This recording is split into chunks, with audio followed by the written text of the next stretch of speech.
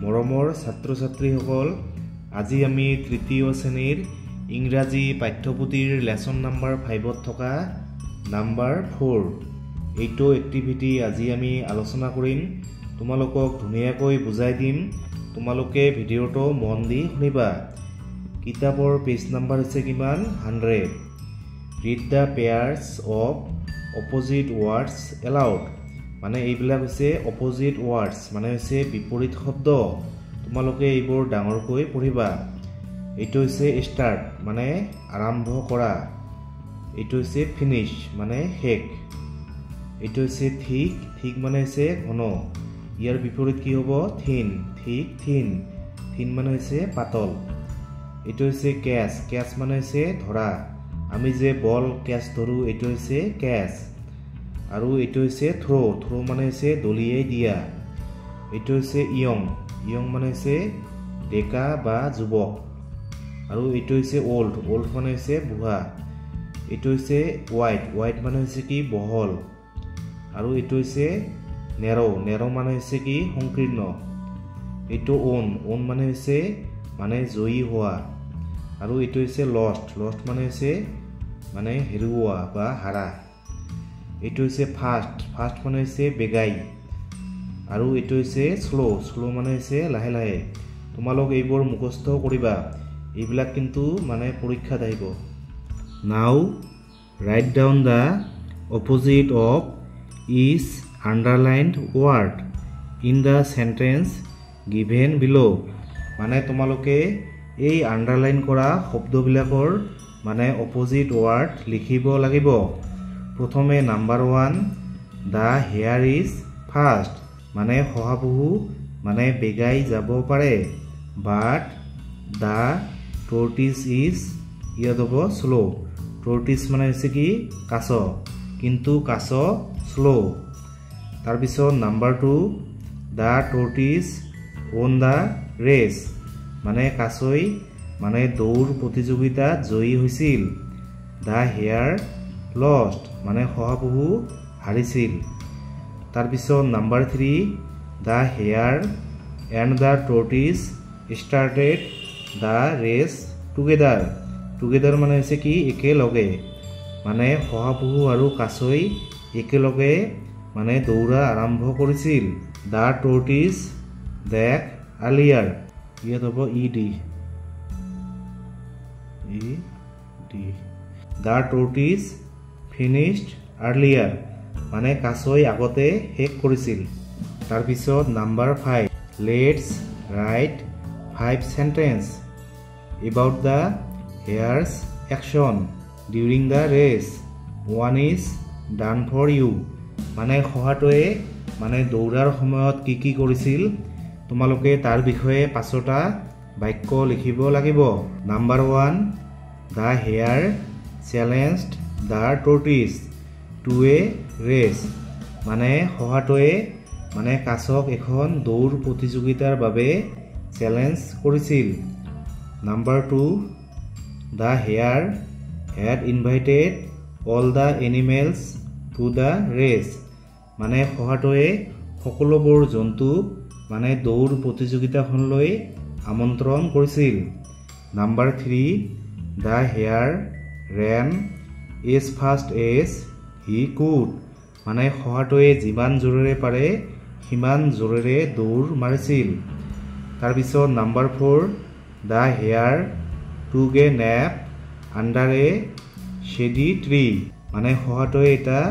ছাঁ থকা গছৰ তলত অলপ টোপনি গৈছিল তাৰপিছত number 5 the hare rushed to the finish line the hare মানে খহাটোৱে ৰাষ্ট মানে খুব জোৰেৰে মানে দৌৰ মাৰিছিল টু দা ফিনিশ লাইন মানে ফিনিশ লাইনৰ ফালে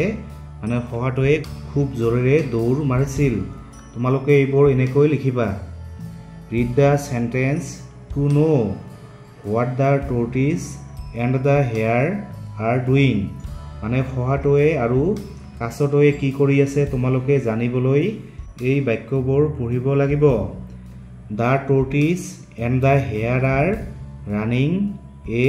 race মানে কাছটোৱে আৰু শহাটোৱে এখন মানে দৌৰ প্ৰতিযোগিতাত দৌৰি আছে the hare is sleeping sleeping মানে হৈছে শুই থকা মানে শহাটোৱে শুই আছে the tortoise is moving slowly মানে কাছটোৱে লাহে লাহে মানে গৈ আছে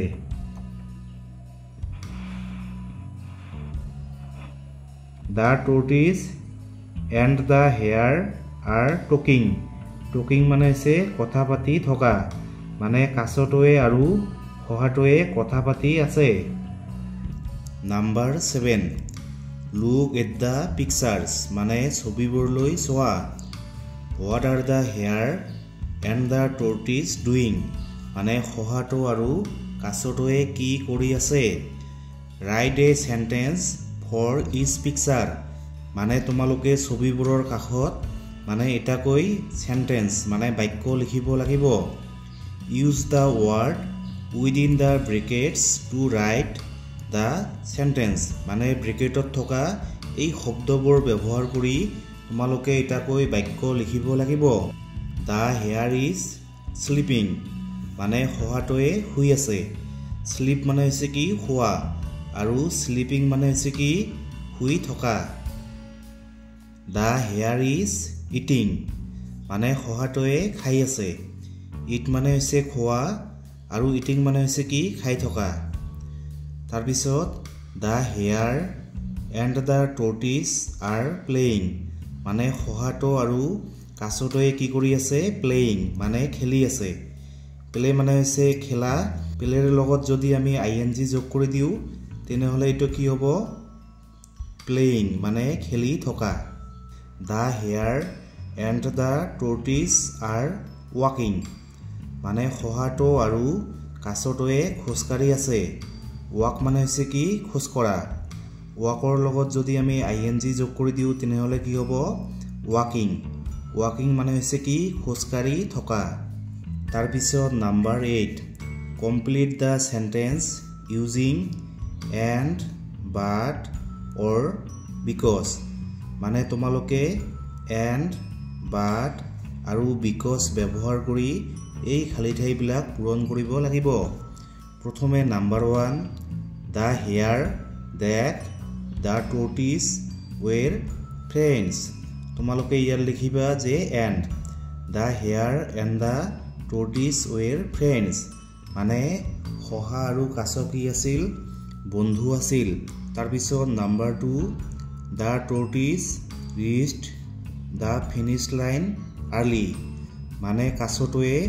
ফিনিছ লাইনত মানে আগতে পাইছে ইয়াত লিখিবা বিকজ হি ৱাকড ষ্টেডিলি বিকজ মানে হৈছে কি কাৰণ তেওঁ মানে লাহে লাহে গৈয়ে আছিল তাৰপিছত number 3 the tortoise reached the finish line মানে কাছটোৱে ফিনিছ লাইনত উপস্থিত হৈছিল ইয়াত লিখিবা and waited with a big smile আৰু এটা ডাঙৰ হাঁহিৰে মানে অপেক্ষা কৰি আছিল তাৰপিছত number 4 the hare thought he would win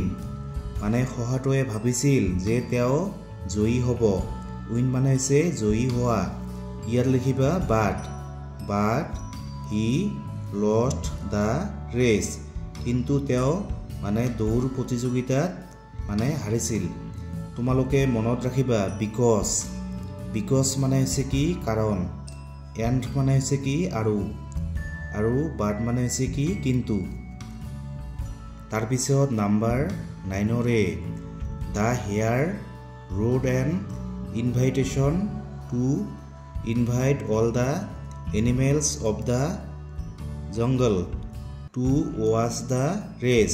মানে শহাটোৱে কি কৰিছিল মানে জংঘলৰ সকলোবোৰ জীৱ জন্তুক মানে সিহঁতৰ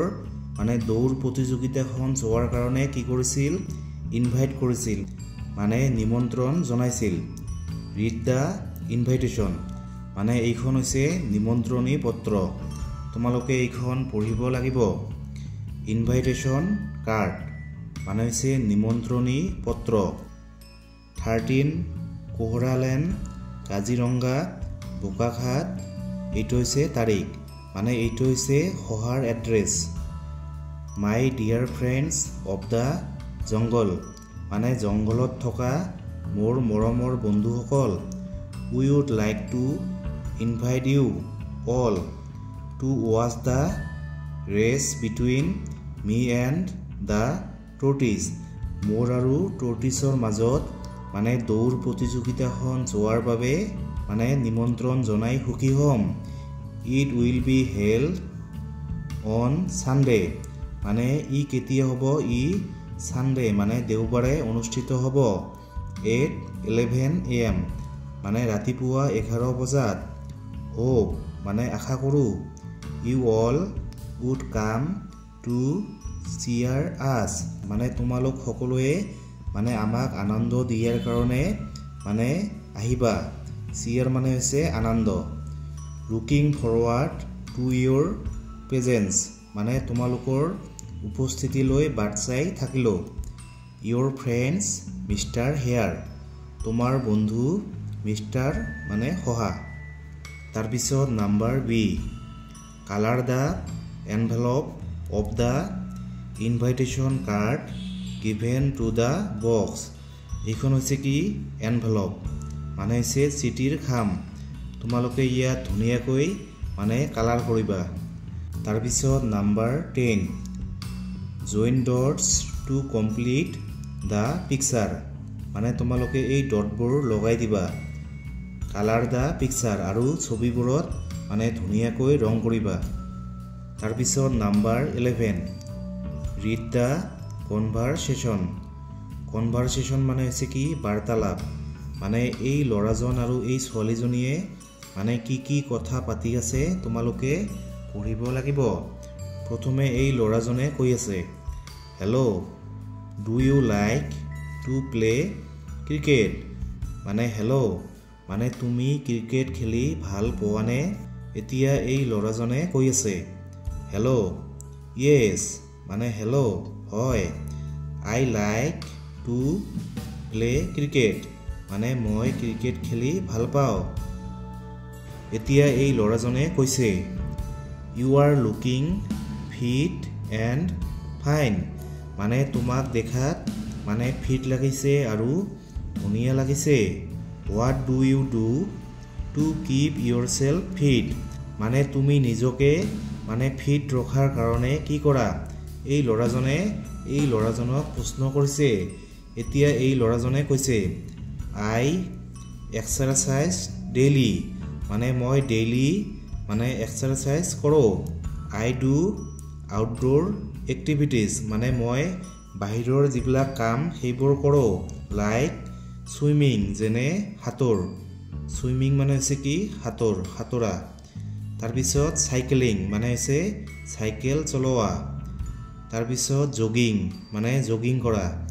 এণ্ড ৰানিং মানে হৈছে দৌৰা মানে মই প্ৰতিদিনে